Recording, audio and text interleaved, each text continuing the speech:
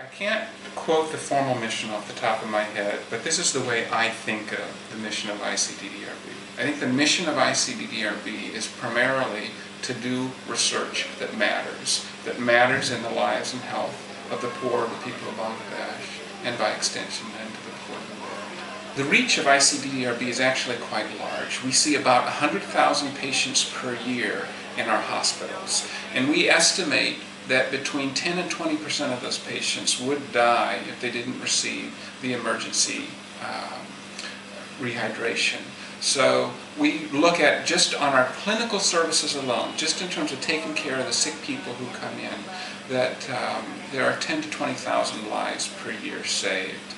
And I look at it as saying the clinical services are really one of three of our primary elements, which includes both clinical services, those people who come in with acute severe diarrhea, but also our research agenda, which we think helps to improve health policy going forward, and we also have a training agenda.